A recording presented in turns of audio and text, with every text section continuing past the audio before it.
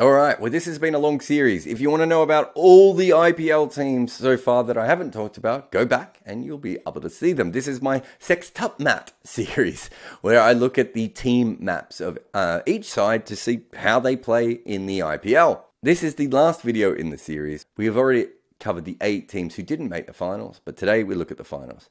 Just a very easy way to have a look at these maps is as simple as I can make it. On the right hand side we have the batting, and you want to be outside the margins on that. And on the left hand side we have mostly the bowling, and you want to be inside the margins on that. But let us finish this series. We have the Rajasthan Royals here. So let's get rid of the Titans for a minute. I really like the fact that this looks like a badge for the Royals as well. Big fan of that. Anyway, batting in the power play was absolutely not a problem. You could see here that their average is ridiculous. They just did not lose wickets up front, and that meant that they scored quickly as well. They maybe didn't cash in on this as much, but when you don't lose any wickets at the front, that obviously eventually should help the rest of your innings as well. And you can see that they're above average scoring rate all the way through. Of course, we know that this peak here should be renamed the Butler peak as much as anything else, because he did incredible things. In fact, he made 853 runs. He did that while averaging 57 and striking at 150. That's not going to happen again.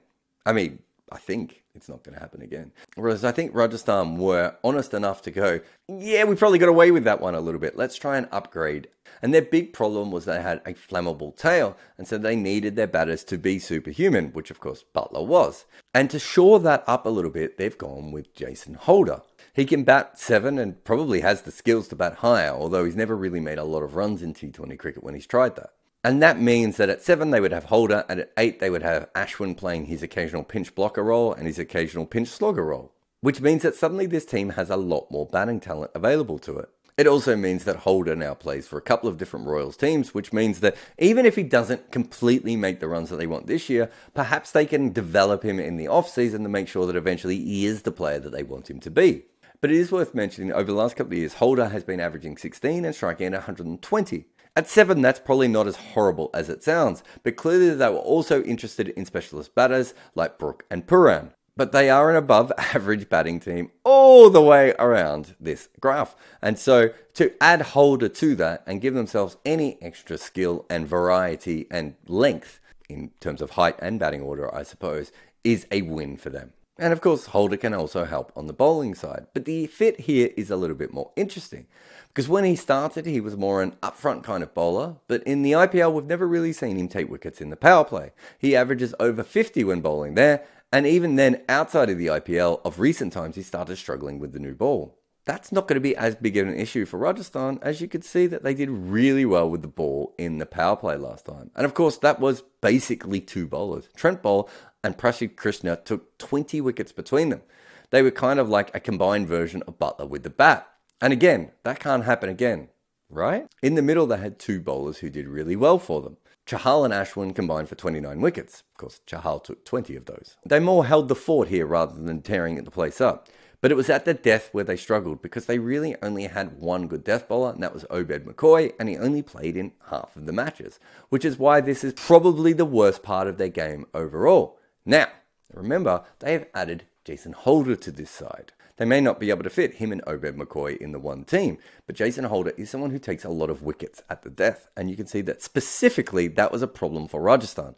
He doesn't usually help you with economy, but they seem to have that a little bit more in hand. How this all fleshes out, of course, depends on the final lineups. But the one thing I would say is, if you look at this overall team map here, what you'll see is that a small bunch of players completely did their jobs over and above expectations. They really did carry the entire team. My guess is that there should be a little bit of regression there. And even if they do have that, if Jason Holder can pick up the slack for even a couple of those different spots, he'll be quite a good player for this team.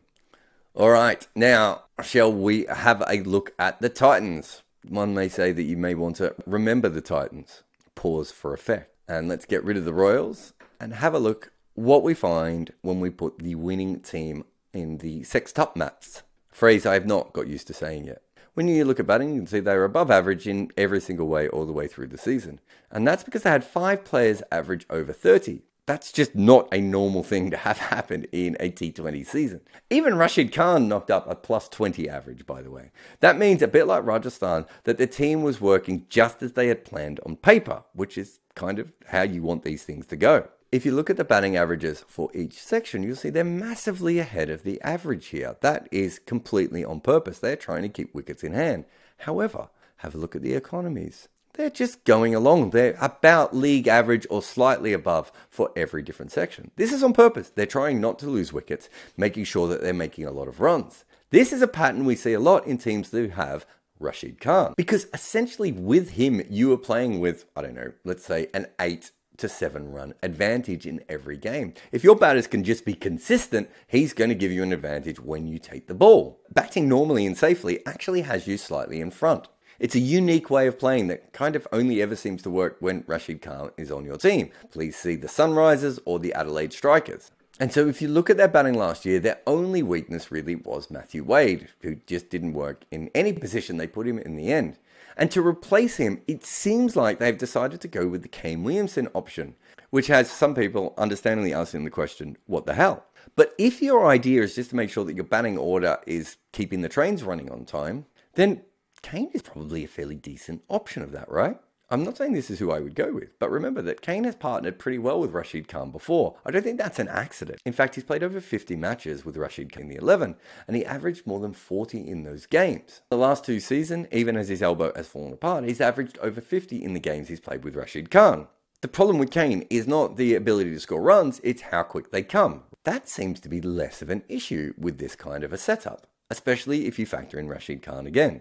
So while to you and I, we might see an aging, slow-scoring Kane, the Titans see a consistent batter who can let them play their way. The entire Kane pickup is fascinating, and I wonder if the other reason is, of course, to help with the development of Hardik Pandya as a captain, kind of like giving him an on-field mentor. With the bowling, everything went pretty well for them as well. They took heaps of wickets at the top. However, that was with Lockie Ferguson and Yash Dayal combining for 11 wickets while averaging a combined 16 in the power play.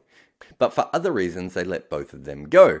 However, they still have Shami, so it's not like they're going to have a complete drop-off. They've replaced Ferguson with Josh Little, who has a pretty good record up top, but obviously this is a big step up for him in his career. I like him a lot, and I've been talking about him for quite some time, but I also think he's probably a year away from being a consistent threat in the IPL. To replace Yash, they got Mavi. His numbers were pretty poor in the power play last year, but were much better the previous season. In the middle, considering that they have Rashid Khan, they didn't do quite as well as you would have thought. And they didn't take quite as many wickets. Obviously, that wasn't him, but they haven't upgraded this, so they're not too worried about this section at all. Rashid Khan did bowl a little bit more at the death, which might explain why this looks so good. But they were really incredible at the death last season, and that was with Lockie Ferguson going at 11 runs per over. Yash actually went at under 9 runs per over, which is interesting that he's not there. And also, kind of like Lockie and Yash had their own Freaky Friday swap that I don't understand. Alzari Joseph obviously bowled in this period as well, and as I said, Rashid Khan was brilliant there as well. I think all things considered, this feels like a team who is very much trying to run it back. Wade might still play ahead of Williamson, for instance. They didn't think they got enough out of Ferguson, and they're trying Josh Little, which is interesting, is they're replacing one of the most reliable bowlers with someone who hasn't played at this level, and they've gone for another Indian seamer who I think is more or less on the same level of talent. In some ways, their moves are really boring, but also kind of fascinating. But the one thing that is really, really obvious here is that this is the run-it-back team. Well, that's it for this series. Thank you very much to everyone who has liked, subscribed, commented, shared on social media, told their auntie about it, and everything else. If you continue to do all those things, I'll continue to do videos like this. We'll see you again next time.